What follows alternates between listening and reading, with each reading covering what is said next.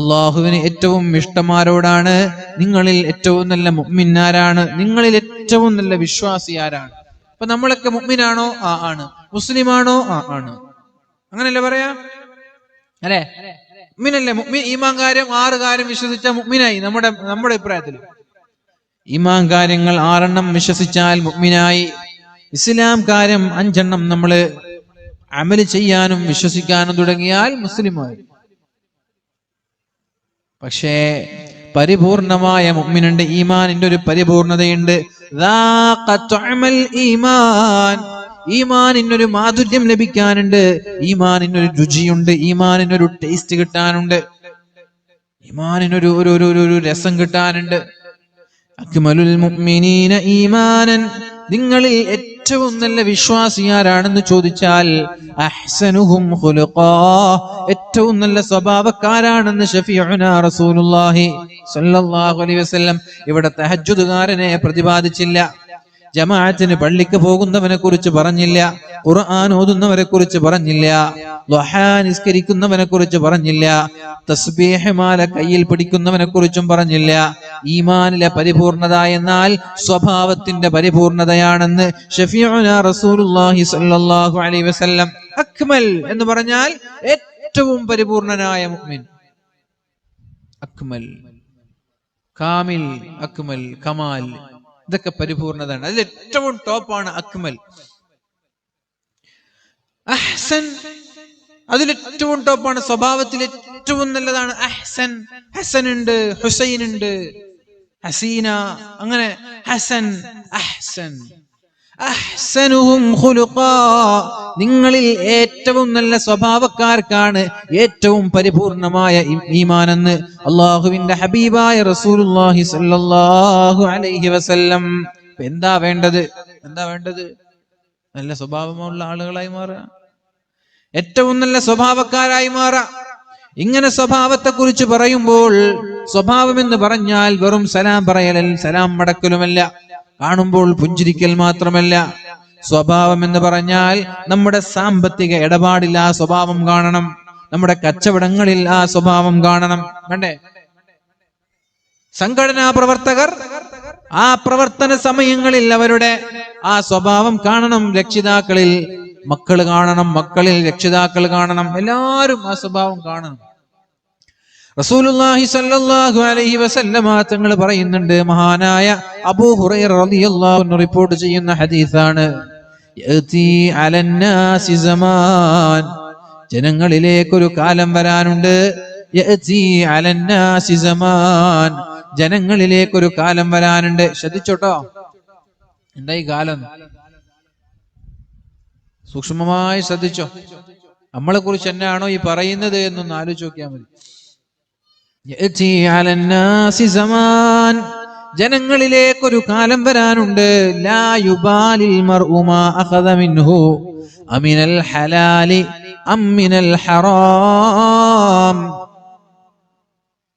അവൻ സമ്പാദിക്കുന്നത് ഹലാലായാലും കുഴപ്പമില്ല, ഹറാമായാലും കുഴപ്പമില്ല എന്ന രീതിയിൽ ചിന്തിക്കുന്ന ഒരു കൂട്ടം ആളുകൾ നിങ്ങളിലേക്ക് കടന്നു വരുമെന്ന് ശഫീഉനാ റസൂലുള്ളാഹ്.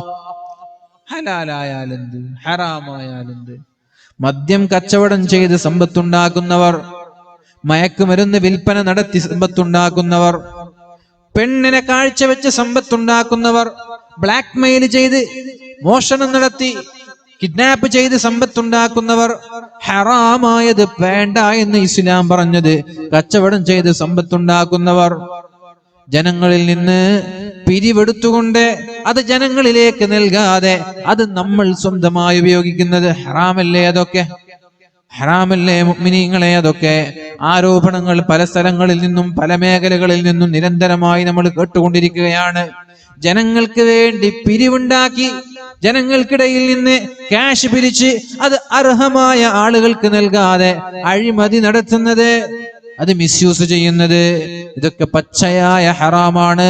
അങ്ങനെ ഒരു കാലം നിങ്ങളിലേക്ക് കടന്നു വരുമെന്ന് ശഫീഉനാ റസൂലുള്ളാഹ്. ഹറാമായാലും കുഴപ്പമില്ല, ഹലാലായാലും കുഴപ്പമില്ല, ഞാനിങ്ങനെ സുഖിച്ച് ജീവിച്ചാൽ മതി, ഞാനും എന്റെ കുടുംബവും ജീവിച്ചാൽ മതി എന്ന ചിന്തയിലേക്ക് മനുഷ്യൻ മാറുമെന്നല്ലേ അള്ളാഹുവിന്റെ ഹബീബായ നബി തങ്ങൾ പഠിപ്പിച്ചത്. അങ്ങനെ നമ്മൾ മാറാൻ പാടുണ്ടോ? ഹറാമ് എന്ന് പറയുമ്പോൾ മാറി നിൽക്കണ്ടേ? ഇതെനിക്ക് പാടില്ല, ഇത് ഹറാമാണ്, ഇത് എന്റേതല്ല, എനിക്ക് അനുവദനീയമല്ല എന്ന് ചിന്തിക്കാനുള്ള ഒരു മനസ്സ് നമ്മൾക്കുണ്ടാവേണ്ടേ മുഅ്മിനീങ്ങളെ? ഒരു ക്യാഷ് നമ്മുടെ കയ്യിലേക്ക് വരുമ്പോ, ജോലി ചെയ്യുന്ന മാസത്തിൽ ജോലി ചെയ്തതിന്റെ ശമ്പളം വാങ്ങി, അപ്പൊ കമ്മിറ്റിക്കാർ കൊണ്ടുവന്നിട്ട് 10,000 തരാണ്. അപ്പൊ ഉസ്താദ് ഇനി ചോദിക്കേണ്ട ആവശ്യമൊന്നുമില്ല. ഈ 10,000 നിങ്ങൾ എവിടുന്ന് വാങ്ങിച്ചു, എവിടുന്ന് കൊണ്ടുവന്നു ചോദിക്കേണ്ട ആവശ്യമില്ല. കമ്മിറ്റിക്കാരുടെ ബാധ്യതയാണ് 10,000, നിങ്ങൾക്കത് ഹലാലാണ്. അതല്ലാതെ വേറെ ഒരാൾ നിങ്ങൾക്ക് വല്ലതും തരുമ്പോ ഇത് ഹലാലാണോ ഹറാമാണോ എന്ന് നമ്മൾ അന്വേഷിക്കാറുണ്ടോ? ഇനി നമ്മൾ സമ്പാദിക്കുന്ന സമ്പാദ്യങ്ങളിൽ ഹറാമുണ്ടോ ഹലാലുണ്ടോ എന്ന് നമ്മൾ ആരെങ്കിലും ആലോചിക്കാറുണ്ടോ? ആകെ ഒരു ഹലാല് ഭക്ഷണം കഴിച്ച് ജീവിക്കുന്ന ആളുകളാണ് നമ്മൾ, അല്ലെ? ഹലാൽ ഭക്ഷണം, അത് മാത്രം മതിയോ? എന്താ നിങ്ങള് മിണ്ടാത്ത? ഹലാല് ഭക്ഷണം മാത്രം മതിയോ? ഹോട്ടലിൽ ഹലാല് ഭക്ഷണം എന്ന ബോർഡ് കണ്ടാലേ നമ്മൾ ഹോട്ടലിൽ കയറൂ. ഹലാൽ ബോർഡ് കണ്ടാൽ അതും വിവാദാണ്. ഹലാല് ബോർഡ് വരെ വിവാദാണ്. അതൊരു ജിഹാദാണ്. എത്ര ജിഹാദ് ഇപ്പൊ കഴിഞ്ഞു പോയി. ലവ് ജിഹാദ്, ഹലാൽ ജിഹാദ്, പിന്നെന്താ ജിഹാദ്, അങ്ങനെ ഒരുപാട് ജിഹാദുകൾ ഇവിടെ കഴിഞ്ഞു പോയില്ലേ? അപ്പൊ ഹലാലായ ഭക്ഷണം എന്താണെന്നാ നമ്മൾ തീരുമാനിച്ചത്. ഹലാൽ ഭക്ഷണം എന്ന് പറഞ്ഞാൽ ബോർഡിൽ ഹലാൽ, ഹോട്ടലിന്റെ എവിടെയെങ്കിലും ഒരു ഹലാൽ ബോർഡ് ഇട്ട് കണ്ടാൽ ഹലാലാണ് എന്ന് നമ്മൾ വിചാരിച്ചു. എന്നിട്ട് നമ്മൾ അവിടെ പോയിട്ട് കഴിക്കും. തൊട്ടപ്പുറത്ത് ഹലാലല്ല എന്ന് പറഞ്ഞ് അങ്ങോട്ട് പോവില്ല. എന്നാൽ ഈ കഴിക്കുന്ന ഭക്ഷണം, പൊറോട്ടയും മട്ടൻ ബിരിയാണിയൊക്കെ കഴിച്ചിട്ട് കൊടുക്കുന്ന ക്യാഷ് ഹറാമാണ്. മനസ്സിലായോ? ഈ മട്ടൻ ബിരിയാണിയൊക്കെ കഴിച്ചിട്ട് ഹലാൽ ഹോട്ടലിൽ പോയിട്ട് 1000 രൂപ എണ്ണി കൊടുക്കണം. ആ കൊടുക്കുന്നത് ഹറാമാണ്. സത്യത്തിൽ നീ കഴിച്ചത് ഹറാമാണ്. നീ അപ്പുറത്ത് പോയിട്ട് കഴിച്ചാലും കുഴപ്പമില്ലായിരുന്നു. ഹറാമാണത്. എങ്ങനെ ഹറാം? ജനങ്ങളെ പറ്റിച്ചുണ്ടാക്കിയ സമ്പാദ്യങ്ങൾ, ജനങ്ങളെ പറ്റിച്ചുണ്ടാക്കിയ സമ്പാദ്യങ്ങൾ, വഞ്ചിച്ചുകൊണ്ടുണ്ടാക്കിയ സമ്പാദ്യങ്ങൾ. നീ അധ്വാനിച്ച ഹലാലായ രീതിയിൽ അധ്വാനിച്ചതിനെ കുറിച്ചല്ല ഞാൻ പറയുന്നത്. ജനങ്ങളെ പറ്റിച്ചുകൊണ്ടുണ്ടാക്കുന്ന എല്ലാം ഹറാമാണ് മുഅ്മിനീങ്ങളെ. അതുകൊണ്ട് തിന്നുന്നത് ശരീരത്തെ ഹറാമ് തീറ്റിപ്പിക്കുന്നത് പോലെയാണ്. അങ്ങനെ അമിനൽ ഹലാലി അമിനൽ ഹറാം, ഹറാമാണോ ഹലാലാണോ എന്ന് ആലോചിക്കാതെ ഒരുപാട് ആളുകൾ അങ്ങനെ ചെയ്യുന്നുണ്ട്. ഈ സ്വഭാവം എന്ന് പറയുമ്പോൾ വെറും നമ്മുടെ പെരുമാറ്റത്തിൽ മാത്രമല്ല, നമ്മുടെ സമ്പാദ്യത്തിലും അതുണ്ട് എന്ന് നമ്മൾ മനസ്സിലാക്കുക. നമ്മൾ അധ്വാനിക്കുന്നത്, നമ്മൾ നേടുന്നതൊക്കെ അതിന്റെ ഭാഗമാണ്. ഹറാമായത് ഒരിക്കലും നമ്മുടെ സമ്പാദ്യങ്ങളിൽ പെടാതിരിക്കാൻ പ്രത്യേകമായി നമ്മൾ ശ്രദ്ധിക്കുക. അല്ലാഹു റബ്ബ് സുബ്ഹാനഹു വ തആല തൗഫീഖ് നൽകട്ടെ. ഗൾഫിൽ പോയി ജോലി ചെയ്യുന്ന നമ്മുടെ മക്കളോട് പറയണം, ഹറാമായത് സമ്പാദിച്ച് ഇങ്ങോട്ട് കൊണ്ടുവരരുത് എന്ന്. മനസ്സിലായോ? സമ്പത്തുണ്ടാക്കാൻ വ്യഗ്രത കാണിക്കുന്ന നമ്മൾ നമ്മുടെ മക്കളോട് പറയണം, മോനെ, എത്ര കഷ്ടപ്പെട്ടാലും പ്രയാസപ്പെട്ടാലും ഹറാമ് കൊണ്ട് എന്റെ വീട്ടിലേക്ക് വരരുത് എന്ന് പറയാൻ എന്റെ പ്രിയപ്പെട്ട രക്ഷിതാക്കളായ ഉപ്പമാർക്കും ഉമ്മമാർക്കും കഴിയണം. അള്ളാഹു തൗഫീഖ് ചെയ്യട്ടെ. നിങ്ങൾ പറയൂലേ മക്കളോടൊക്കെ? പറയില്ലേ? മഹാനായ മുഹൈദ്ദീൻ ഷേഖിനോട് ഉമ്മ പറഞ്ഞൊരു ഉപദേശം, കളവ് പാറയല്ല എന്നുമ്മ ചൊന്നാരെ, കള്ളന്റെ കയ്യില് പൊന്ന് കൊടുത്തോവർ. ഒരൊറ്റൊരു ഉപദേശം മഹാനായ മുഹൈദ്ദീൻ ഷേഖിന്റെ ജീവിതത്തെ മാറ്റിന. അങ്ങനെ ഒരു ഉപദേശം ജീവിതത്തിൽ മക്കൾക്ക് കൊടുക്കാൻ എന്റെ രക്ഷിതാക്കളെ നിങ്ങൾക്ക് കഴിഞ്ഞിട്ടുണ്ടോ? കളവ് പാറയല്ല എന്നുമ്മ ചൊന്നാരെ, കള്ളന്റെ കയ്യില് പൊന്ന് കൊടുത്തോവർ. യാത്ര പോകുന്ന സമയത്ത് മാതാവിന്റെ ഉപദേശമാണ് പൊന്നുമോനോട്, മോനെ, ജീവിതത്തിൽ ആരോടും കളവ് പറയരുത്. നമ്മളാണെങ്കിൽ യാത്ര പോകുന്ന മക്കളോട് എന്താ പറയാ? ഉച്ചയ്ക്ക് കൃത്യമായി ഭക്ഷണം കഴിക്കണം മോനെ, അല്ലെ? പട്ടിണി കിടക്കരുത് മോനെ, ഉച്ചയ്ക്ക് ഭക്ഷണം കഴിക്കണം മോനെ, നന്നായി അധ്വാനിച്ച് ജോലി ചെയ്ത് പൈസ ഉണ്ടാക്കണം മോനെ. അതല്ല നല്ല ഉമ്മമാര് മക്കളോട് പറയുന്നത്, നിന്റെ ലക്ഷ്യം ഏതായാലും കളവ് പറയരുത് മോനെ, കളവ് സമ്പാദിക്കരുത് മോനെ, ഹറാമ് സമ്പാദിക്കരുത് മോനെ, നിസ്കാരം നഷ്ടപ്പെടുത്തരുത് മോനെ, ആരോടും മോശമായി പെരുമാറരുത് മോനെ. ഉമ്മമാര് ചില സമയങ്ങളിൽ മക്കളോട് നൽകുന്ന ചില ഉപദേശങ്ങൾ അത് ഹാർട്ട് ടച്ചിങ് ആവുകയും അവരുടെ ജീവിതത്തിന്റെ അവസാനം വരെ സൂക്ഷിക്കാൻ അവർ തയ്യാറാവുകയും ചെയ്യും. അതായിരിക്കും ഒരു പക്ഷേ ആ മക്കളിൽ ഉണ്ടാക്കുന്ന മാറ്റം. നിങ്ങൾ അങ്ങനെ ജീവിതത്തിൽ മക്കളെ വിളിച്ചിട്ട് എന്തെങ്കിലും ഒരു ഉപദേശം നൽകിയിട്ടുണ്ടോ? എന്താടാ നിസ്കരിക്കാത്തത് എന്ന് പറഞ്ഞിട്ട് ഇങ്ങനെ ദേഷ്യപ്പെടുന്നതിന് പകരം മിനൽ ഖൽബി ഇലൽ ഖൽബി, ഹൃദയം കൊണ്ട് ഹൃദയത്തിൽ നിന്ന് ഹൃദയത്തിലേക്ക് ഒരു ഉപദേശം, ഹൃദയത്തിൽ നിന്ന് ഹൃദയത്തിലേക്ക് തട്ടുന്ന ഒരു ഉപദേശം പറഞ്ഞിട്ടുണ്ട്. നിങ്ങൾ ആലോചിച്ച് നോക്കിയേ. കൈയൊന്നും പൊക്കണ്ട, തലയും ആട്ടണ്ട, നിങ്ങൾ ആലോചിച്ച് നോക്കിയാൽ മതി. ഉമ്മായും ഉപ്പയൊക്കെ ഇവിടെ ഇല്ലേ? എത്രയോ മക്കൾക്ക് ജന്മം നൽകിയ മാതാപിതാക്കൾ ഇവിടെ ഇല്ലേ? നിങ്ങൾ ആലോചിച്ചു നോക്ക്. സ്വന്തമായിട്ടൊന്ന്, എന്റെ മക്കള് ഗൾഫിൽ പോയി ജോലി ചെയ്യുന്നവരുണ്ട്, ബാംഗ്ലൂരിൽ പോയി പഠിക്കുന്നവരുണ്ട്, ഡൽഹിയിൽ പോയി പഠിക്കുന്നവരുണ്ട്, ഇന്ത്യയുടെ പുറത്തു പോയി പഠിക്കുന്നവരുണ്ട്. ഇന്ന് വരെ ഹൃദയത്തിൽ നിന്ന് ഹൃദയത്തിലേക്ക് ദീനിയായ ഒരു ഉപദേശം ഞാൻ നൽകിയിട്ടുണ്ടോ? എന്താ? നീ നിസ്കരിക്കണം മോനെ, നീ പോകുന്നത് ഡൽഹിയിലേക്കാണ്, അവിടെ പലവിധ സംസ്കാരങ്ങളുള്ള, പല കൾച്ചറുകളുള്ള, പല മതക്കാർ ഒരുമിച്ച് കൂടുന്ന സ്ഥാപനമാണത്. അതുകൊണ്ട് അവിടെ പോയിട്ട് നിന്റെ സ്വഭാവത്തിലൊന്നും മാറ്റം വരരുത്, നീ 5 നേരം കൃത്യമായി നിസ്കരിക്കണം. പറഞ്ഞിട്ടുണ്ടോ? പഠിക്കാൻ പോകുന്ന, സ്കൂളിൽ പഠിക്കാൻ പോകുന്ന, കോളേജിൽ പഠിക്കാൻ പോകുന്ന, ഹയർ സ്റ്റഡീസിന് പോകുന്ന മക്കളോട് ഏതെങ്കിലും പാരന്റ്സ് എപ്പോഴെങ്കിലും അങ്ങനെ പറഞ്ഞിട്ടുണ്ടോ? ഉച്ചയ്ക്ക് കൃത്യമായി ഭക്ഷണം കഴിക്കണം. അങ്ങനെ പറയുന്നതിന് പകരം സൂക്ഷിക്കണം, റോഡ് മുറിച്ചു കിടക്കുമ്പോൾ സൂക്ഷിക്കണം. അതൊന്നും നിങ്ങൾ സൂക്ഷിക്കേണ്ട, പടച്ചോൻ സൂക്ഷിച്ചോളൂ. റോഡ് മുറിച്ചു കിടക്കേണ്ട കാര്യമല്ല ഉപദേശിക്കേണ്ടത്. ദീനിയായ ആ ഒരു ചൈതന്യത്തോടെ നിലനിൽക്കാൻ മക്കൾക്ക് ഹൃദയത്തിൽ നിന്നൊരു ഉപദേശം നൽകാൻ നിങ്ങൾക്ക് കഴിയണം. അത് കഴിയാത്ത കാലത്തോളം നമ്മൾ പരാജയത്തിലാണ്. ആ ഹൃദയം തൊട്ട് ഹൃദയത്തിലേക്ക് ഒരു സന്ദേശം കൈമാറാൻ കഴിഞ്ഞ മക്കളിൽ മാറ്റം ഉണ്ടാവും. സ്കൂളിൽ പോകുമ്പോൾ മക്കളെ വിളിച്ചിട്ട് മോനോട് പറയാണ്, മോനെ അധ്യാപകരോട് മാന്യമായിട്ട് പെരുമാറണം കേട്ടോ, അവരോടൊന്നും മോശമായിട്ട് പെരുമാറരുത്. അപ്പുറത്തെ നിന്റെ തൊട്ടടുത്തുള്ള ഒരാള് ഭക്ഷണം കഴിക്കാൻ കഴിയാതെ പട്ടിണി കിടക്കുന്ന, ടിഫിൻ പോലും കൊണ്ടുവരാത്ത ഒരാളുണ്ടെങ്കിൽ നിന്റെ ഭക്ഷണം അവർക്ക് ഷെയർ ചെയ്യണം എന്ന് പറയുന്നതിന് പകരം നീ തന്നെ വയറ് നിറച്ച് തിന്നണം എന്നല്ല ഉമ്മമാരെ നമ്മൾ കൊടുക്കേണ്ട ഉപദേശം. അങ്ങനെയല്ല കൊടുക്കേണ്ടത്. പെന്നില്ലാത്തവൻ, പേനയില്ലാത്തവന് നിന്റെ കയ്യിൽ നിന്നൊരു പേന കൊടുത്തിട്ട് നീ സഹായിക്കണം. ഇതൊക്കെ നമ്മുടെ ജീവിതത്തിൽ നിന്നവർ കണ്ടറിയണം, അനുഭവിച്ചറിയണം. ഉമ്മമാരിൽ നിന്ന്, ഉപ്പമാരിൽ നിന്ന് നുകരാൻ, ആസ്വദിക്കാൻ, അനുഭവിക്കാൻ നമ്മുടെ മക്കൾക്ക് കഴിയണം. അള്ളാഹു തൗഫീഖ് ചെയ്യട്ടെ. അപ്പൊ അതുകൊണ്ട് മക്കളൊന്നും വെറുതെ ഇങ്ങനെ നന്നാവൂല, ഓട്ടോമാറ്റിക്കായി അപ്രതീക്ഷിതമായിട്ടൊന്നും നന്നാവൂല. അതിനൊക്കെ പിന്നെ ഒരുപാട് അധ്വാനങ്ങളുണ്ട്. അള്ളാഹു നമ്മുടെ മക്കളെയൊക്കെ നന്നാക്കി തരട്ടെ. ഉമ്മിനീങ്ങളെ, അതുകൊണ്ട് മഹാനായ മുഹയ്യദ്ദീൻ ഷേഖിന്റെ ജീവിതത്തിലെ മാറ്റം ഈ ഉമ്മയുടെ ഒരൊറ്റൊരു ഉപദേശമാണ്. കളവ് പറയല്ല. കള്ളന്മാര് ചോദിച്ചു, നിന്റെ കയ്യിൽ എന്താ ഉള്ളത്? കുപ്പായത്തിന്റെ പിൻഭാഗത്ത് പിൻ ചെയ്തു വെച്ചിരുന്ന നോട്ട് കെട്ടെടുത്തിട്ട് കള്ളന്മാർ കൊടുത്തു. എല്ലാരും എന്താ ഉള്ളത്? ഒന്നുമില്ല സാർ, എല്ലാം ഉണ്ടെന്ന് പറയാം. വണ്ടി പിടിച്ചാൽ, പോലീസ് ചെക്ക് ചെയ്താൽ എല്ലാം ഉണ്ട് സാർ. എവിടെ? വീട്ടിലെന്ന് പറയാ. എവിടെ വീട്ടിൽ? ഹെൽമെറ്റ് ഉണ്ടാവൂല, ലൈസൻസ് ഉണ്ടാവൂല, സ്മോക്ക് പൊല്യൂഷൻ ഉണ്ടാവൂല, ഇൻഷുറൻസ് ഉണ്ടാവൂല, RC ഉണ്ടാവില്ല, ഒന്നും ഉണ്ടാവില്ല, എല്ലാം ഉണ്ടെന്ന് പറയും. കളവ് പറയും. ഒരു പക്ഷെ നീ സത്യം പറഞ്ഞിരുന്നെങ്കിൽ സാറ് നിന്നെ വെറുതെ വിടുമായിരുന്നു.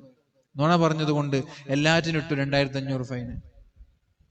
അപ്പൊ ഇതേപോലെ എന്റെ അടുത്തൊന്നുമില്ല, വേണമെങ്കിൽ പരിശോധിച്ചോളൂ, ചെക്ക് ചെയ്തോളൂ. അങ്ങനല്ല പറഞ്ഞത്. എന്റെ അടുത്തതാ ഉമ്മ പഠിക്കാൻ തന്ന നാണയത്തുട്ടുകൾ ഉണ്ട്. കള്ളന്റെ കയ്യിലേക്ക് എടുത്തു കൊടുത്തപ്പോ അത്ഭുതകരമായ മാറ്റം കള്ളനുണ്ടായി. ഉമ്മയുടെ ഹൃദയത്തിൽ നിന്ന് മുഹയ്യദ്ദീന്റെ അബ്ദുൽ ഖാദിറിന്റെ ഹൃദയത്തിലേക്ക് മാറിയ ഉപദേശം, ആ ഒരു വെളിച്ചം ഇത് വാങ്ങുന്ന കള്ളന്റെ ഹൃദയത്തിലേക്ക് എത്താൻ അയാൾ മുസ്ലിം ആവാൻ. ഇതാണ് മുഅ്മിനീങ്ങളെ സ്വഭാവം എന്ന് പറയുന്നത്. ഇതാണ് മുഅ്മിനീങ്ങളെ, നമ്മുടെ സ്വഭാവ സിദ്ധി കൊണ്ട് മറ്റൊരാളിൽ മാറ്റം ഉണ്ടാക്കാൻ നമ്മൾക്ക് കഴിയണം. അല്ലാഹു തൗഫീഖ് ചെയ്യട്ടെ. തൊട്ടപ്പുറത്തിരിക്കുന്ന ഒരു യാത്രക്കാരൻ, ട്രെയിനായാലും ഫ്ലൈറ്റ് ആയാലും ബസ്സായാലും അവർക്ക് ശല്യം ഉണ്ടാക്കുന്ന രീതിയിൽ ഒരു പ്രവർത്തനം നമ്മളിൽ ഉണ്ടാവരുത്. നിങ്ങൾ ട്രെയിനിൽ യാത്ര ചെയ്യണം, അപ്പൊ നിങ്ങൾക്ക് നിസ്കരിക്കണം. അങ്ങനെ നിങ്ങൾ വുളു എടുക്കാൻ പോയി, ഒലുവൊക്കെ എടുത്ത് വരുമ്പോൾ, ഒലു ചെയ്തിട്ട് വരുമ്പോൾ ചെരുപ്പിലൊക്കെ വെള്ളമായി, ആ വെള്ളം ഇങ്ങോട്ട് എട്ടപ്പ എന്ന് പറഞ്ഞ് അങ്ങോട്ടും ഇങ്ങോട്ട് തെറിപ്പിച്ച് അപ്പുറത്തെ യാത്ര ചെയ്യുന്ന ആളുകൾക്ക് ബുദ്ധിമുട്ടായി, ഇപ്പുറത്തിരിക്കുന്ന ആളുടെ കൈയൊക്കെ നനഞ്ഞു. നിങ്ങൾ നിസ്കരിക്കുമ്പോൾ അവർക്കൊക്കെ ശല്യമായി. ഈ നിസ്കാരം ഒരു പക്ഷെ ദീനിന് ദോഷമാണ് ഉണ്ടാക്കുക. ഈ നിസ്കാരം കൊണ്ട് ദീനിന് ദോഷമാണ് ഉണ്ടാക്കുക. കാരണം എന്തൊരു കൾച്ചർലെസ് മാനേഴ്സ് ഇല്ലാത്ത ടീമാണ് ഇവര് എന്നാണ് ഇപ്പുറത്തുള്ള മറ്റുള്ള മതങ്ങളൊക്കെ ചർച്ച ചെയ്യുക. അതുകൊണ്ട് നമ്മുടെ ഒരു നിസ്കാരം വരെ മറ്റൊരാൾക്ക് ശല്യമില്ലാത്ത രീതിയിൽ ചെയ്യാൻ കഴിയണം. ബാത്റൂമിൽ പോകുമ്പോൾ ഒരു മര്യാദയുണ്ട്, എല്ലാത്തിനും ഒരു മര്യാദയുണ്ട്. അപ്പുറത്തുള്ള ആളുകളെ ഒരു മേഖലയിലും നമ്മൾ കാരണത്താൽ ശല്യമില്ലാതെ പെരുമാറാൻ നമ്മൾക്ക് കഴിയണം. ടോയ്ലറ്റ് ഒക്കെ ഉപയോഗിച്ചാല് നിറയെ വെള്ളം. ഇപ്പോഴത്തെ ടോയ്ലറ്റ് ഒക്കെ എന്ന് പറഞ്ഞാൽ നിങ്ങൾ ശ്രദ്ധിച്ചിട്ടുണ്ടോ? പുതിയ ടോയ്ലറ്റ് സിസ്റ്റം എങ്ങനെയാ? ആദ്യം ഉണ്ടാവുക ടോയ്ലറ്റ് ആണ് അല്ലെ? നമ്മുടെ ബാത്റൂമിൽ ആദ്യം ഉണ്ടാവുക ടോയ്ലറ്റ് ആണ്, പിന്നെയാണ് കുളിമുറി ഉണ്ടാവുക. എന്തിനാണ് അങ്ങനെ ഒരു സിസ്റ്റം ഇന്ന് സജ്ജീകരിക്കാൻ കാരണം നിങ്ങൾക്കറിയോ? നിങ്ങൾ ശ്രദ്ധിച്ചില്ല? അങ്ങനെ നിങ്ങളൊക്കെ പുതിയ വീടുകളിലേക്ക് അങ്ങനെയല്ല. പണ്ടത്തെ വീട്ടിൽ അങ്ങനെയല്ല, ആദ്യം കുളിമുറി പിന്നെയാണ് ടോയ്ലറ്റ് കക്കൂസ് ഉണ്ടാവുക അല്ലെ? അങ്ങനെയല്ലേ? ഇപ്പൊ സിസ്റ്റം അങ്ങനെയല്ല. ഡോറ് തുറന്ന ആദ്യം കാണാൻ ക്ലോസറ്റ് ആണ്, പിന്നെയാണ് കുളിമുറി. എന്തിനാണത്? ടോയ്ലറ്റിൽ പോയാൽ ഒരു വെള്ളം പുറത്തേക്ക് തെറിക്കാൻ പാടില്ല. യൂറോപ്യൻ ആണെങ്കിലും ഇനി ഇന്ത്യൻ ആണെങ്കിലും ക്ലോസറ്റിൽ പോയാൽ ടോയ്ലറ്റിൽ പോയാൽ ആ വെള്ളം പുറത്തുണ്ടാവാൻ പാടില്ല. ഓട്ടോമാറ്റിക്കലായി അപ്പുറത്തുള്ള കുളിമുറിയിൽ കുളിക്കുമ്പോൾ വെള്ളം കുറച്ച് തെറിച്ചാൽ തന്നെ ക്ലോസറ്റിന്റെ ഭാഗത്ത് തെറിക്കുക. നേരെ മറിച്ച് ഡോറിന്റെ അടുത്താണ് കുളിമുറിയെങ്കിൽ നമ്മളിങ്ങനെ ഷവറിലൂടെ കുളിക്കുന്ന വെള്ളമൊക്കെ ബെഡ്റൂമിലേക്ക് തെറിക്കാൻ സാധ്യതയുണ്ട്. അവിടെ ആയിരിക്കും ബേസ് ഉണ്ടാവുക, പല്ല് തേക്കാനുള്ള ബേസൊക്കെ ക്ലോസറ്റിന്റെ അടുത്ത് ഉണ്ടാവുക. അപ്പൊ എല്ലാറ്റിനും ഒരു മാന്യതയുണ്ട്. ആ മാന്യതയോടുകൂടി ജീവിക്കുക. വെള്ളമൊക്കെ പുറത്തു തെറിക്കാതെ കാർക്കിച്ചു തുപ്പുക. നമ്മളിങ്ങനെ വുളു ചെയ്യുമ്പോൾ ട്രെയിനിൽ വുളു ചെയ്യണം, അപ്പുറത്തിപ്പുറത്തുള്ള ആളുകൾക്ക് വെള്ളം ഇങ്ങനെ മുഖത്തെറിക്കുമ്പോൾ തെറിപ്പിക്കുക. ഹൗദിൽ വുളു ചെയ്യുമ്പോൾ അപ്പുറത്തിപ്പുറത്തുള്ള ആളുകൾ ഡ്രസ്സിലേക്ക് തെറിക്കുക. ഈ മാനേഴ്സ് ഒക്കെ കീപ്പ് ചെയ്യുന്നവരായിരിക്കണം നമ്മൾ. സംസ്കാരവും കൾച്ചറൊക്കെ ഉള്ള ആളുകളായി നമ്മൾ മാറണം. എങ്കിലേ അള്ളാഹുവിന് നമ്മളോട് ഇഷ്ടമുണ്ടാവും. അല്ലെങ്കിൽ ജനങ്ങളും വെറുക്കും, അള്ളാഹുവും വെറുക്കും. അള്ളാഹു റബ്ബ് സുബ്ഹാനഹു വ തആല ബോധം നൽകി അനുഗ്രഹിക്കട്ടെ. മുഅ്മിനീങ്ങളെ, അപ്പോൾ റസൂലുള്ളാഹി സ്വല്ലല്ലാഹു അലൈഹി വസല്ലമ തങ്ങൾ പറഞ്ഞത്, നിങ്ങളിൽ ഏറ്റവും നല്ലവൻ, പരിപൂർണമായ ഈമാനുള്ളവൻ സൽ സ്വഭാവിയായ ആളാണെന്ന്. അനിബ്നു ഉമർ റളിയല്ലാഹു അൻഹു, മഹാനായ അബ്ദുല്ലാഹി ഇബ്നു ഉമർ തങ്ങൾ പറഞ്ഞു, കുന്തു മഅ റസൂലില്ലാഹ്, ഞാൻ അല്ലാഹുവിന്റെ റസൂലിന്റെ കൂടെ ഇങ്ങനെ യാത്ര ചെയ്യുകയാണ്. ഇങ്ങനെ നബി തങ്ങളുടെ കൂടെ ഞാനുണ്ട്. ഫജാഅഹു റജുലുൻ മിനൽ അൻസ്വാർ, അൻസ്വാരിയായ ഒരാൾ അല്ലാഹുവിന്റെ ഹബീബിന്റെ സമീപത്തേക്ക് കടന്നു വന്നിട്ട് ചോദിച്ചു, യാ റസൂലല്ലാഹ്, അല്ലാഹുവിന്റെ റസൂലേ, നബിയേ, അയ്യുൽ മുഅ്മിനീന അഫ്ളലു, സത്യവിശ്വാസികളിൽ ഏറ്റവും ശ്രേഷ്ഠൻ ആരാണ്? സത്യവിശ്വാസികളിൽ മുഅ്മിനീങ്ങളിൽ ഏറ്റവും ശ്രേഷ്ഠനായവൻ ആരാ? എന്താണ് നിങ്ങൾക്ക് പറയാനുള്ള മറുപടി? അല്ലാഹുവിന്റെ ഹബീബ് പറഞ്ഞത്, അഹ്സനുഹും ഖുലുഖാ, സത്യവിശ്വാസികളിൽ ഏറ്റവും ശ്രേഷ്ഠൻ ആ കൂട്ടത്തിലെ ഏറ്റവും നല്ല സ്വഭാവക്കാരനാണ്. അപ്പൊ ഇവിടെയുള്ള നമ്മുടെയൊക്കെ ഈമാൻ നമ്മൾ കളക്കാൻ പറ്റും. പെണ്ണുങ്ങൾ മുതൽ ആണുങ്ങൾ വരെയുള്ള എല്ലാ ആളുകളുടെ ഈമാൻ നമ്മൾ കളക്കാൻ പറ്റും. എങ്ങനെ? ഈ കൂട്ടത്തിലെ സൽസ്വഭാവി ആരാണ്? ഈ കൂട്ടത്തിലെ ഏറ്റവും നല്ല സ്വഭാവക്കാരൻ ആരാണ്? അയാളാണ് നമ്മുടെ കൂട്ടത്തിലെ ഏറ്റവും നല്ല മുഅ്മിൻ. അതല്ലാതെ രാവിലെ എണീറ്റത് മുതൽ വൈകുന്നേരം വരെ ഇസ്ബാദത്തും നിസ്കാരവും തസ്ബീഹും സുജൂദൊക്കെ ചെയ്ത് ജനങ്ങളെ വെറുപ്പിച്ച് ജീവിക്കുന്നവനല്ല മുഅ്മിൻ. മുഅ്മിൻ എന്ന് പറഞ്ഞാൽ അഹ്സനുഹും ഖുലുഖാ. ഈ കൂട്ടത്തിൽ ഒരാൾക്കും പരാതിയില്ലാത്ത ആരായിരിക്കും? ഒരു മനുഷ്യൻ, അയാളെ കുറിച്ച് ആർക്കും പരാതിയില്ല. നിങ്ങൾക്ക് അങ്ങനെ മരിക്കാൻ കഴിയുമെങ്കിൽ മരിക്കണമെന്നാണ് പറയാനുള്ളത്. ലാ ഇലാഹ ഇല്ലല്ലാഹ് ചൊല്ലി മരിക്കാൻ ആഗ്രഹമില്ലേ? ഇല്ലേ? ഉമ്മമാരെ, സഹോദരിമാരെ, എന്റെ പ്രിയപ്പെട്ട ജ്യേഷ്ഠാനുജന്മാരോട് ലാ ഇലാഹ ഇല്ലല്ലാഹ് എന്ന് ചൊല്ലി ഈമാൻ സലാമത്തായി മരിക്കാൻ നമ്മൾക്ക് ആഗ്രഹമുണ്ടോ? ഉണ്ടെങ്കിൽ എന്താ ചെയ്യേണ്ടത്? നമ്മൾ ചെയ്യേണ്ടത് നമ്മെക്കുറിച്ച് ആർക്കും പരാതി ഉണ്ടാവാതിരിക്കുക എന്നുള്ളതാണ്. മരിക്കുന്ന സമയത്ത് നമ്മളെക്കുറിച്ച് ആർക്കും ഒരു പരാതി ഉണ്ടാവാതിരിക്കുക. അത് നിങ്ങൾക്ക് പറ്റുമോ? അങ്ങനെ ജീവിക്കാൻ നിങ്ങൾക്ക് കഴിയോ? പരാതിയില്ലാതെ ജീവിക്കാൻ നിങ്ങൾക്ക് കഴിയോ? കഴിയോ? ഇൻഷാ അല്ലാഹ്. കഴിഞ്ഞതൊക്കെ പോട്ടെ, ഇനിയുള്ള കാലം കഴിഞ്ഞതിനെ കുറിച്ച് ആലോചിച്ചിട്ട് കാര്യമില്ലല്ലോ. ഇല്ല, ചത്ത കുഞ്ഞിന്റെ ജാതകം നോക്കിയിട്ട് കാര്യമുണ്ടോ? കഴിഞ്ഞതിനെ നോക്കിയിട്ട് എന്താ കാര്യം? ഇനി വരാനിരിക്കുന്ന സമയങ്ങളിൽ നമ്മെക്കുറിച്ച് മറ്റൊരാൾക്ക് പരാതിയില്ലാതെ ജീവിക്കാൻ നമ്മൾക്ക് കഴിയണം. എവിടെന്നാ തുടങ്ങേണ്ടത്? എവിടെന്നാ തുടങ്ങേണ്ടത്? From where we start? പറയൂ. വീട്ടിൽ നിന്നാ തുടങ്ങേണ്ടത്. സ്വന്തം ഭാര്യയ്ക്ക് നമ്മളെ കുറിച്ച് പരാതി ഉണ്ടാവാൻ പാടില്ല. വായ തുറന്ന 100 കൂട്ടം പരാതി പറയാത്ത ഏതെങ്കിലും പുതിയാപ്പിളമാരുടെ ഉണ്ടോ? പുതിയാപ്പിളനെ കുറിച്ചിട്ട് നല്ലത് പറഞ്ഞ ഏതെങ്കിലും ഭാര്യമാരുടെ ഉണ്ടോ? ഞാൻ ഇന്ന് വരെ എന്റെ ഭർത്താവിനൊരു കുറ്റവും പറഞ്ഞിട്ടില്ല, എനിക്കൊരു പരാതിയില്ല എന്ന അഭിപ്രായമുള്ള പെണ്ണുങ്ങളുണ്ടോ?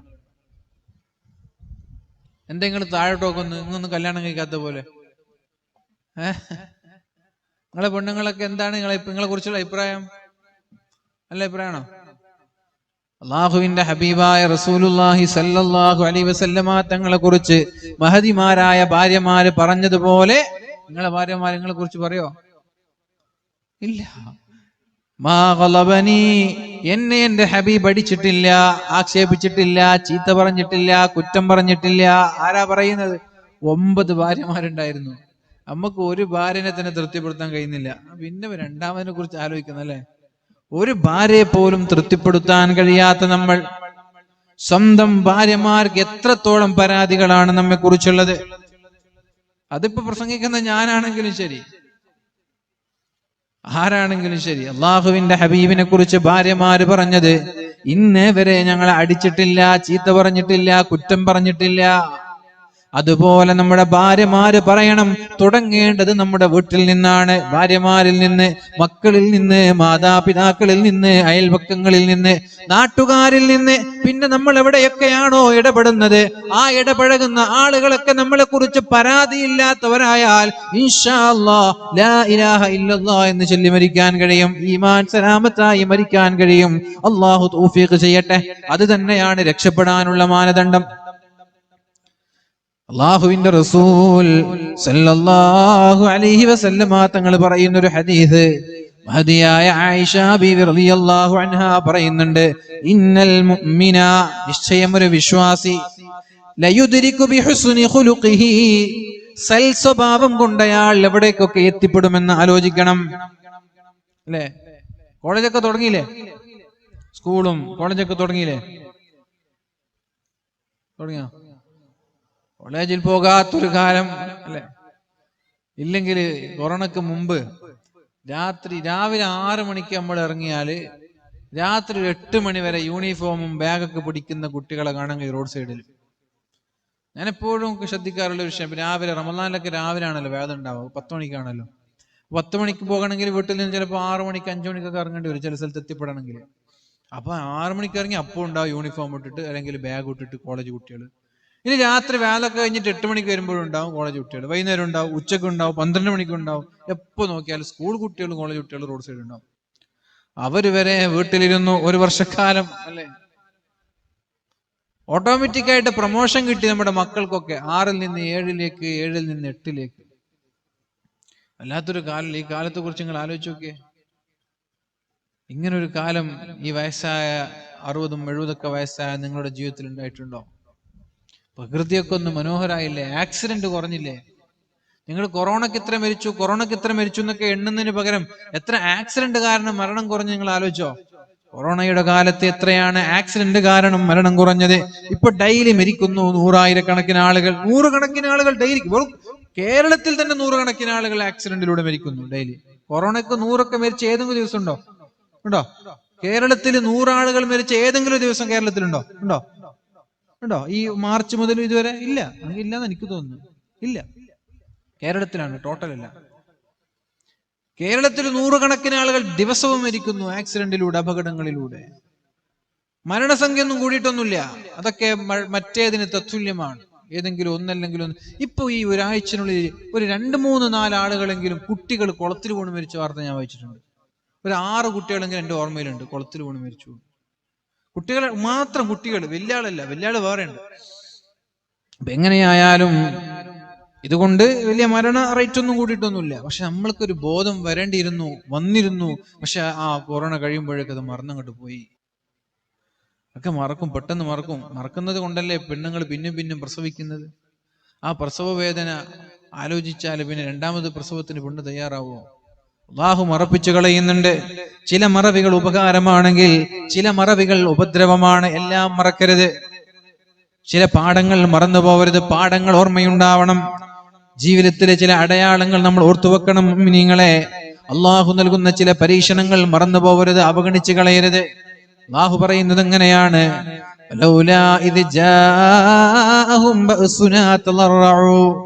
എന്റെ പരീക്ഷണങ്ങൾ വന്നപ്പോൾ താണുകേണ് വിനയാന്വിതരായി എന്നിലേക്ക് മടങ്ങാമായിരുന്നില്ലേ എന്നാണ് ഖുർആൻ ചോദിക്കുന്നത്.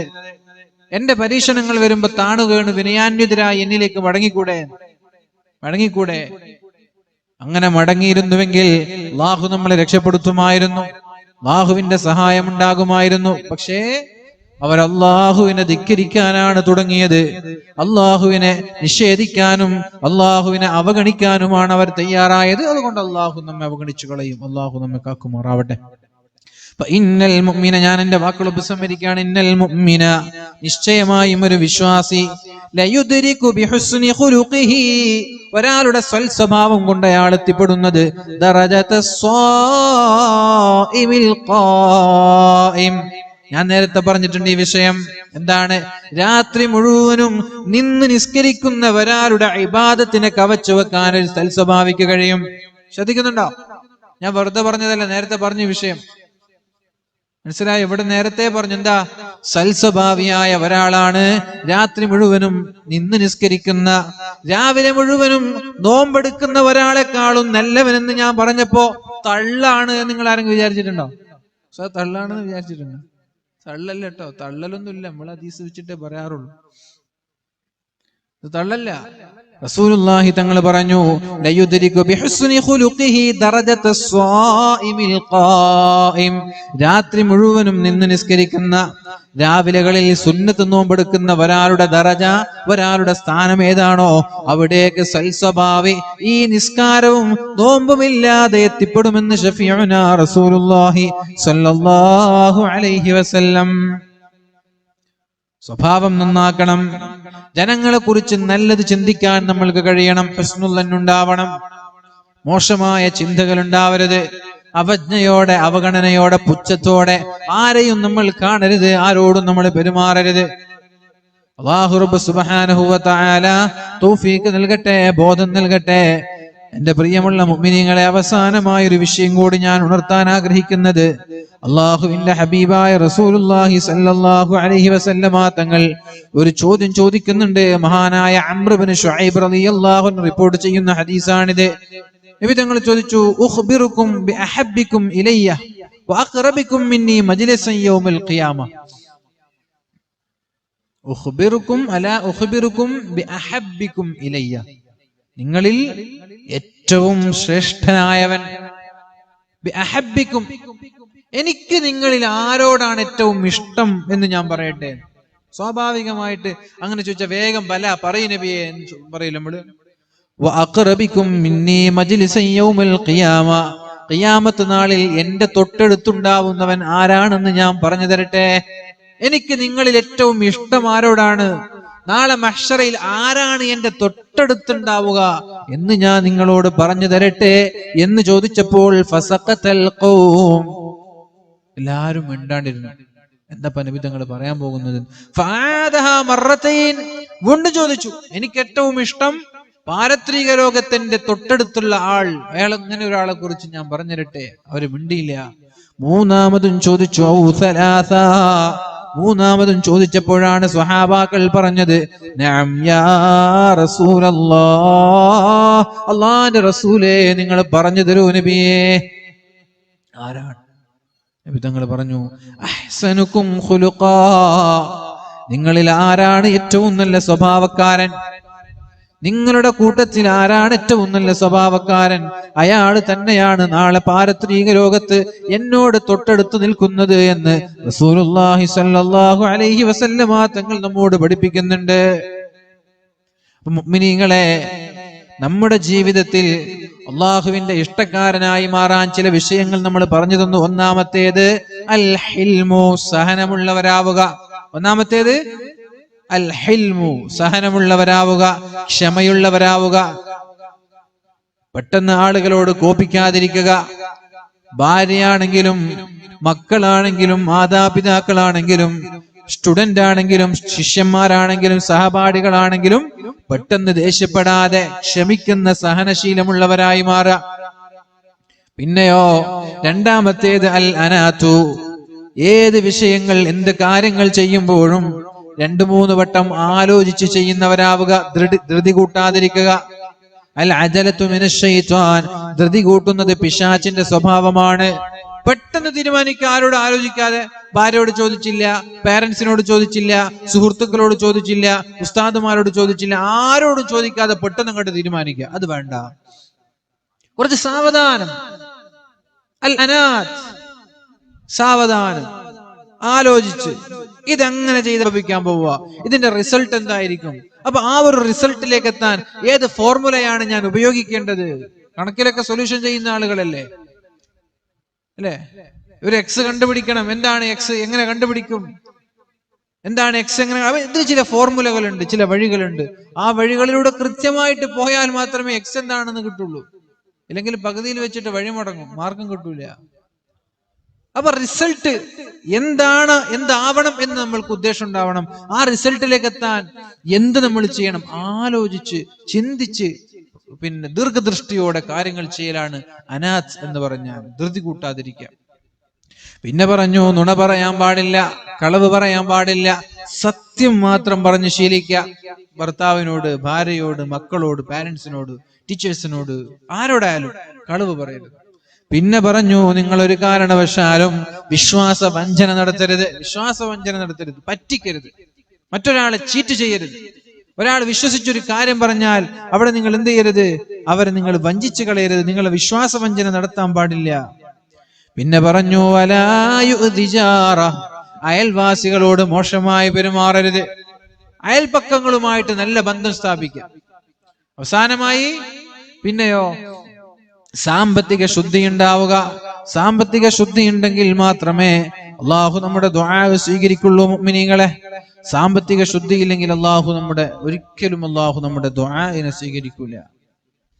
ഇനി ഇൻഷാ അല്ലാഹ് നമ്മുടെ ജീവിതത്തിൽ പകർത്തേണ്ട, എപ്പോഴും ഞാനടക്കമുള്ള എല്ലാ ആളുകളും ജീവിതത്തിൽ സ്ഥിരമായിട്ട് പകർത്തേണ്ട ഒരു ദുആ കൂടി പറഞ്ഞ് ഞാൻ എൻ്റെ വാക്കുകൾ ഉപസംഹരിക്കാം. നബി സല്ലല്ലാഹു അലൈഹി വസല്ലമ തങ്ങൾ മഹദിയായ ജുവൈരി റളിയല്ലാഹു അൻഹയുടെ അടുത്തേക്ക് ഇങ്ങനെ പോവാണ്.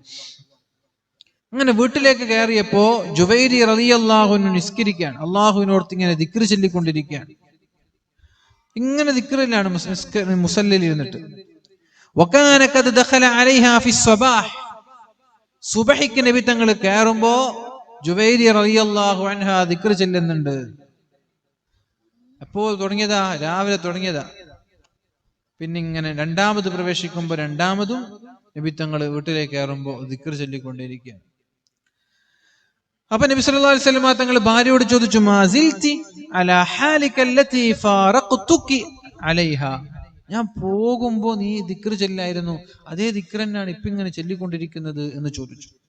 നഅം യാ റസൂലല്ലാഹ്, നബി അതന്നെയെന്ന് പറഞ്ഞു, ഞാൻ നിങ്ങൾ പോകുമ്പോ തുടങ്ങിയത് ഇപ്പോഴും ദിക്ർ ചൊല്ലാണെന്ന് പറഞ്ഞു. അപ്പൊ നബി തങ്ങൾ പറഞ്ഞു, ശ്രദ്ധിച്ചോളൂ, നബി തങ്ങൾ പറഞ്ഞു, ലഖദ് ഖുൽതു ബഅദക അർബഅ കലിമാത് സലാസ മർറാത്ത്, ഞാൻ പോയതിനു ശേഷം ആകെ 3 അർബഅ കലിമ, 4 പദങ്ങൾ 3 തവണ ഞാൻ ചൊല്ലി. നീ ഇപ്പൊ സുബൈക്ക് തുടങ്ങിയതല്ലേ, സുബൈക്ക് തുടങ്ങിയിട്ട് ളുഹാന്റെ സമയത്താകുമ്പോഴും നീ ദിക്റില്ല. ഞാൻ നിന്നിൽ നിന്ന് പോയതിനു ശേഷം 3 വട്ടം 4 പദങ്ങൾ ചൊല്ലി. അല്ലാഹുവിന്റെ ഹബീബാണ് പറയുന്നത്, ലഖദ് ഖുൽതു ബഅദക അർബഅ കലിമാത്, 4 വാക്കുകൾ ഞാൻ പറഞ്ഞു എപ്പോൾ, നിന്നിൽ നിന്ന് പോയതിനു ശേഷം, സലാസ മർറാത്ത്, 3 തവണ. ലൗ സിനത് ബിമാ ഖുൽതി മുൻദുൽ യൗം, നീ ഇന്ന് രാവിലെ മുതൽ ഇതുവരെ പറഞ്ഞ എല്ലാ ദിക്റുകളും, ഞാൻ പറഞ്ഞ ഈ 3 പ്രാവശ്യം ചൊല്ലിയ ദിക്റും ഒരു തുലാസിലിട്ടാൽ എന്റെ തുലാസിൽ എന്റെ ദിക്റിനാണ് ഭാരമുണ്ടാവുക. മനസ്സിലായോ? ഒരു പണ്ടൊരു ഉസ്താദ് ശിഷ്യന്മാരോട് പറഞ്ഞില്ലേ, ഏറ്റവും ഇഷ്ടപ്പെട്ട ശിഷ്യന്മാരെ കണ്ടെത്താൻ വേണ്ടിയിട്ട് ശിഷ്യന്മാരോട് പറഞ്ഞു, ഞാൻ 2 ആളുകൾക്ക് 2 റൂം കൊടുക്കും, ആരാണ് ആ റൂം നിറച്ചു തരാൻ? റൂം പെട്ടെന്ന് നിറക്കുന്ന ആളുകൾക്ക് സമ്മാനമുണ്ടെന്ന്. അപ്പൊ ഒരു വിവരവും ബുദ്ധിയൊന്നും ഇല്ലാത്ത ആളെന്ത് ചെയ്തു? രാവിലെ കല്ലും മണ്ണും മുള്ളൊക്കെ കൊണ്ടുപോയിട്ട് അങ്ങനെ നിറച്ചു. ബുദ്ധിയുള്ള ആളെന്ത് ചെയ്തു? ഒരു ക്യാൻഡിൽ കൊണ്ടുവന്നു. ആ ക്യാൻഡിലിൽ ഒരു വെളിച്ചം കത്തിച്ചു, തീ കത്തിച്ചിട്ട് ഒരു ക്യാൻഡിൽ വെച്ചു. പ്രകാശം കൊണ്ട് റൂം നിറഞ്ഞു. അപ്പൊ ബുദ്ധിയില്ലാത്ത ആള് ഒരാഴ്ച മുമ്പ് ഇങ്ങനെ മണ്ണും കല്ലൊക്കെ പുറത്ത് നിറച്ച് ക്ഷീണിച്ചു ടയർഡായി ഫുള്ള് നിറഞ്ഞു, ശരി തന്നെയാണ്. പക്ഷെ ബുദ്ധിയുള്ളവൻ എന്ത് ചെയ്തു? സെക്കൻഡുകൾ കൊണ്ട് ഒരു ക്യാൻഡിൽ കൊണ്ട് 1 രൂപ കൊണ്ട് നിറച്ചു, പ്രകാശം കൊണ്ട് നിറച്ചു. അപ്പൊ നമ്മൾ ആലോചിക്കാതെ പരിശുദ്ധ ഹബീബ് പഠിപ്പിക്കാത്ത കുറെ ദിക്ർ ചൊല്ലിയിട്ട് കാര്യമില്ല. നിബിധങ്ങൾ പഠിപ്പിക്കാത്ത എന്തിനും അള്ളാഹുവിന്റെ ഹബീബ് പഠിപ്പിച്ചതിന് പ്രാമുഖ്യം നൽകി. എന്തായാലും ദിക്ർ ചൊല്ലാൻ, എന്തായാലും ദുആ ചെയ്യാൻ. ആ ദുആ നിബിധങ്ങൾ പഠിപ്പിച്ച് ദുആ ചെയ്യാം. അള്ളാഹുവിന്റെ ഹബീബായ റസൂലുള്ളാഹി സ്വല്ലല്ലാഹു അലൈഹി വസല്ലമ തങ്ങൾക്കറിയാം എന്ത് ദുആ ചെയ്യണം, എങ്ങനെ ദുആ ചെയ്യണമെന്ന് ഞങ്ങളെക്കാളും നമ്മെക്കാളും കൂടുതൽ അറിയുന്നത് നബിതങ്ങൾക്കല്ലയോ? അല്ലെ? ഇപ്പൊ എന്നെക്കാളും കൂടുതൽ നബിതങ്ങൾക്കല്ലേ അറിയാം അള്ളാഹുവിനോട് എങ്ങനെ ദുആ. ഇപ്പൊ നമ്മൾ ഓരോ ആളുകളോട് സംസാരിക്കേണ്ടത് ഓരോ ശൈലിയിലല്ലേ? ടീച്ചേഴ്സിനോട് സംസാരിക്കുന്നത് പോലെയാണോ പാരന്റ്സിനോട് സംസാരിക്കുന്നത്? പാരന്റ്സിനോട് സംസാരിക്കുന്നത് പോലെയാണോ പോലീസുകാരോട് സംസാരിക്കുന്നത്? അവരോട് സംസാരിക്കുന്നത് പോലെയാണോ ഫ്രണ്ട്സിനോട് സംസാരിക്കുന്നത്? അപരിചിതരോട് എല്ലാം ഡിഫറെന്റ് ആണല്ലോ. അപ്പൊ അള്ളാഹുവിനോട് എന്ത് ചോദിക്കണം, എങ്ങനെ ചോദിക്കണം, ഏത് സമയത്ത് ചോദിക്കണം, അത് ആർക്കറിയാം? നബിതങ്ങൾക്ക് ഞങ്ങളെക്കാളും കൂടുതൽ അറിയാം. അപ്പൊ എന്തിനാണ് ദുആക്ക് ഇജാബത്ത് കിട്ടാൻ? നബിതങ്ങൾക്കറിയാം എന്ത് ചോദിച്ചാലാ ഉത്തരം കിട്ടാൻ, എന്ത് ചോദിച്ചാലാ പടച്ചോൻ ഇഷ്ടപ്പെടുക, ഇതൊക്കെ ആർക്കറിയാം? നബിതങ്ങൾക്കറിയാം. അപ്പൊ നബിതങ്ങൾ പഠിപ്പിച്ച പ്രാർത്ഥനകൾക്ക് പ്രാമുഖ്യം നൽകുക, നബിതങ്ങൾ പഠിപ്പിച്ച ദിക്റുകൾക്ക് പ്രാമുഖ്യം നൽകുക. ആരെങ്കിലും എന്തെങ്കിലുമൊക്കെ ദിക്റുകൾ പഠിപ്പിച്ചു തരുമ്പോ അത് നബിതങ്ങൾ പഠിപ്പിച്ച, അന്ന് അല്ലാത്തതൊന്നും ചെല്ലണ്ടെന്ന്, ചെല്ലിയത് കൊണ്ട് കുഴപ്പമൊന്നുമില്ല. പക്ഷേ അള്ളാഹുവിന്റെ ഹബീബ് പഠിപ്പിച്ചതിനാണ് പ്രാധാന്യം കൂടുതൽ.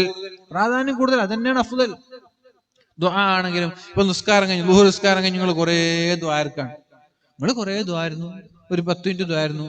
അതിൽ നബിതങ്ങൾ പഠിപ്പിച്ചൊരു ദ്വാവില്ല, ഖുർആൻ പഠിപ്പിച്ചൊരു ദ്വാവില്ല. പിന്നെ ദ്വാരുന്നിട്ട് എന്താ? കൂലി കിട്ടൂല, ഉത്തരം കിട്ടൂല എന്നൊന്നും എനിക്ക് അഭിപ്രായമില്ല. നബിതങ്ങൾ പഠിപ്പിച്ചൊരു ദുആവും ഖുർആൻ പഠിപ്പിച്ചൊരു പ്രാർത്ഥനയും പ്രാർത്ഥിക്കാൻ നിങ്ങൾ 10 മിനിറ്റ് ദ്വാരുന്നിട്ട് എന്താ കാര്യം? സത്യത്തിൽ നബിതങ്ങളും ഖുർആൻ പഠിപ്പിച്ച ഒരു 2 മിനിറ്റുള്ള ദുആ ആയിരിക്കും അല്ലാത്ത അരമണിക്കൂർ ദുആനേക്കാളും നല്ലത്. ഷോർട്ട് ആയിരിക്കാം, പക്ഷെ ഇജാബത്തിന് കൂടുതൽ സാധ്യത. ഇതിന് എന്തുകൊണ്ട്? ചോദിക്കേണ്ട ശൈലി ആർക്കറിയാം? എന്താ ഇവിടെ ഇല്ലേ? ചോദിക്കേണ്ട ശൈലി ആർക്കറിയാം? നബിതങ്ങൾക്കറിയാം. എന്ത് ചോദിക്കണം എന്നറിയാം, എങ്ങനെ ചോദിക്കണം എന്നറിയാം, അത് പഠിപ്പിച്ചിട്ടുണ്ട്. അതുകൊണ്ട് റസൂലുള്ളാഹി സ്വല്ലല്ലാഹു അലൈഹി വസല്ലമ തങ്ങൾ പഠിപ്പിച്ച ദിക്റുകൾക്ക്, പ്രാർത്ഥനകൾക്ക് നമ്മൾ പ്രാധാന്യം നൽകുക. അത് കഴിഞ്ഞിട്ട് പിന്നെ സൗകര്യം പോലെ നിങ്ങൾക്കൊന്നും ചെയ്യാം. ഏത് ദിക്റും നിങ്ങൾക്ക് ചില ഒരു കുഴപ്പമില്ല കേട്ടോ, ഏത് ദിക്റും ചില. പക്ഷേ പ്രാധാന്യം എപ്പോഴും റസൂലുള്ളാഹി സ്വല്ലല്ലാഹു അലൈഹി വസല്ലമ തങ്ങളുടെ ദിക്റിനാണ്. ഹദ്ദാദ് ചെല്ലുന്നുണ്ട് പള്ളിയിൽ, സുന്നത്ത് നിസ്കരിക്കാതെ ഹദ്ദാദ് ചെല്ലലാണോ നല്ലത്? അല്ല, സുന്നത്ത് നിസ്കരിച്ചിട്ട് ഹദ്ദാദ് ചെല്ലലാണോ നല്ലത്? എന്താ നല്ലത്? സുന്നത്ത് നിസ്കരിക്കുക, അത് നബി തങ്ങൾ പഠിപ്പിച്ചതാണ്. അത് കഴിഞ്ഞിട്ട് ഹദ്ദാദിനിരിക്കുക. അല്ലാതെ ചില ആളുകളുണ്ട്, ഹദ്ദാദുണ്ടല്ലോ പഠിച്ചോ, സുന്നത്തിനേക്കാളും പ്രാധാന്യമൊന്നും ഹദ്ദാദിനില്ല കേട്ടോ. സുന്നത്ത് നിസ്കാരത്തെക്കാളും പ്രാധാന്യമൊന്നും നബി തങ്ങൾ പഠിപ്പിച്ച ദിക്ർ തന്നെയാണ് ഹദ്ദാദ്. പക്ഷെ അതിനു മുമ്പ് ഒരു സുന്നത്തുണ്ട്, ഇശാ. ആ സുന്നത്ത് നിസ്കരിച്ചിട്ട് പോയിട്ട് ഹദ്ദാദിനിരിക്കുക.